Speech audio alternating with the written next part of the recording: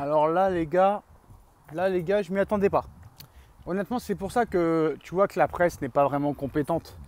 Parce qu'à l'arrivée, on nous parle de recrues depuis des mois. Désiré Doué, Joao Neves, Osimhen, Joshua Kimmich, Alvarez, Fofana, etc. Et ben la première recrue, enfin je veux dire la deuxième, après ça faut 9, si on peut considérer ça comme une recrue, bref. Apparemment Manchester City s'est renseigné sur Donnarumma. Alors ça c'est, avant de parler de la grosse information de cette vidéo, Donnarumma pisté par Manchester City. Alors le fait est que Manchester City s'intéresse à Donnarumma, je peux vous dire que le PSG va vouloir le garder. Et non seulement on va vouloir le garder, mais en plus de ça, le laisser numéro 1.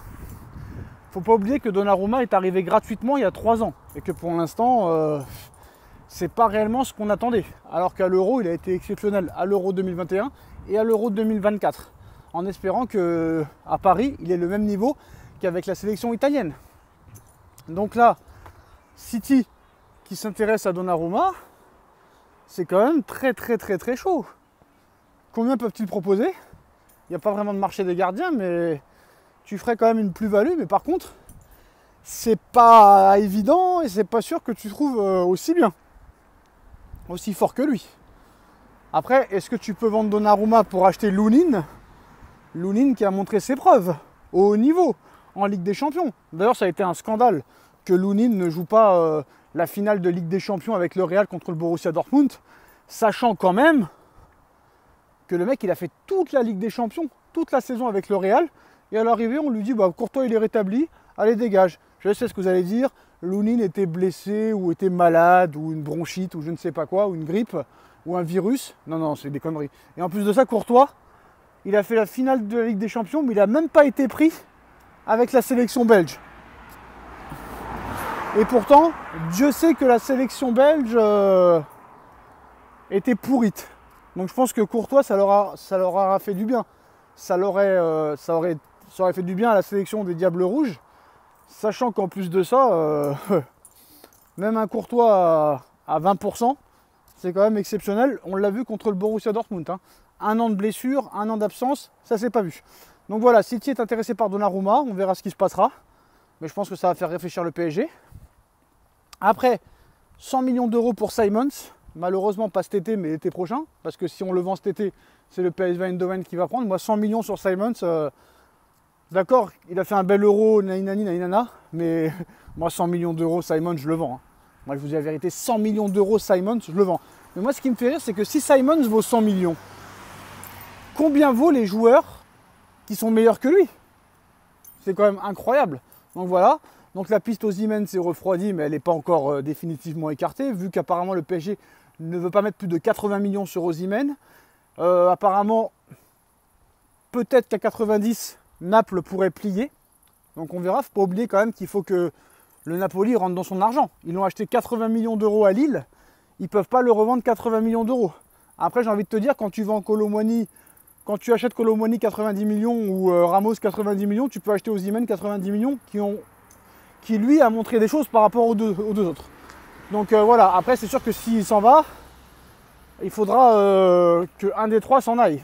Soit Asensio, soit Colomboigny, ou soit Ramos. Mais les deux bankable, c'est Ramos et Colomboigny. Et apparemment Campos leur aurait téléphoné en leur disant non, vous inquiétez pas, on compte sur vous. Mais bien sûr. Donc d'accord, tu comptes sur Colomboigny et Ramos, c'est pour ça que tu cherches un numéro 9, du style Alvarez ou Osimhen. Mais bien sûr Campos. Jusqu'à quand tu vas nous prendre pour un con? Bref, et l'information principale, c'est que Paris est tout proche d'un accord pour Jadon Sancho. Jadon Sancho pourrait débarquer dans les prochains jours au Paris Saint-Germain. Un contrat de 5 ans l'y attendrait. On sait que là, Paris et Manchester United discutent pour Manuel Ugarte, à mon grand regret. Ugarte, j'aurais voulu qu'il reste, franchement. Pour moi, il a été maltraité à Paris par Enrique pour aucune raison. On ne sait pas réellement la raison. Et ça, c'est vraiment triste. J'aurais voulu voir Enrique lui donner sa chance sur une saison entière à Ugarte. Mais voilà, Ugarte va être vendu apparemment à Manchester United pour 70 millions d'euros. 10 millions de plus de la somme qu'il a été acheté. Et Paris devrait conclure l'arrivée de Jadon Sancho entre 40 et 50 millions d'euros. Alors moi le Sancho de l'année dernière, il m'a beaucoup plu avec le Borussia Dortmund. Et pour moi il est 100 fois plus fort que Dembélé. Après, est-ce qu'ils prennent Sancho pour essayer de trouver un profil à la Mbappé? C'est possible, mais si Sancho arrive, c'est pas pour jouer numéro 9. C'est pour jouer soit à gauche, soit à droite. Donc ça c'est problématique. Pour moi, Barcola est indéboulonnable, au contraire de Dembélé. Donc moi, Sancho, s'il vient, c'est pour jouer à la place de Dembélé.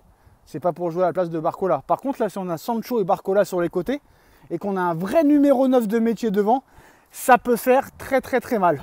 En tout cas, les postos, accord imminent entre Manchester United et le Paris Saint-Germain pour le transfert de Jadon Sancho au Paris Saint-Germain. Jadon Sancho est à 2 doigts de signer au PSG. Il a envie de venir à Paris. Il lui propose un salaire un peu plus haut peut-être qu'à Manchester United. Donc c'est sûr que ça l'intéresse. Je pense que Jadon Sancho, il a soif de victoire. Donc pour moi, ça peut être une bonne recrue. Après, c'est le problème. C'est le problème de la vie parisienne. Le mec, il quitte Manchester, il quitte Dortmund pour venir à Paris. On sait que tous les joueurs l'ont dit. Ils se font chier à Manchester United. Ils s'ennuient, il n'y a rien à faire. Di Maria l'a dit, Martial l'a dit. Je ne sais plus qui l'avait dit aussi. Il y a 5 ou 6 joueurs qui ont dit qu'ils s'ennuyaient grave à Manchester. Donc le mec, il va quitter Manchester pour venir à Paris. C'est pas une bonne nouvelle. Ça, c'est toujours le problème. C'est toujours le problème et j'ai peur qu'on l'embarque dans des soirées parisiennes très très très très chaudes. C'est ça le point d'interrogation. Maintenant, c'est aux dirigeants de faire leur boulot, au président, au directeur sportif et à tous ces mecs-là de le tenir en laisse. C'est toujours ça le problème au PSG. Voilà. Sancho, ça peut être une recrue exceptionnelle, comme ça peut être un flop total. Donc voilà les gars. Donc ça travaille apparemment. Et apparemment, Sancho est sur le point de signer au Paris Saint-Germain, où un contrat de 5 ans l'attendrait pour un montant avoisinant les 45 à 50 millions d'euros. Moi franchement, 50 millions d'euros, je trouve pas ça cher.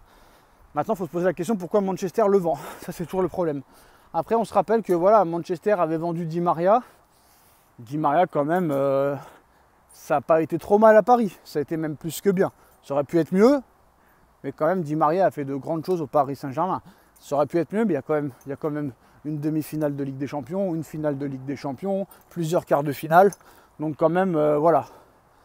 Je pense que Sancho, bon, là le problème c'est qu'on va lui demander de marquer et de faire des passes décisives, mais s'il y a un vrai numéro 9, on lui demandera plus de faire des passes. Mais c'est bien de mettre de la concurrence à Barcola ou à Dembélé.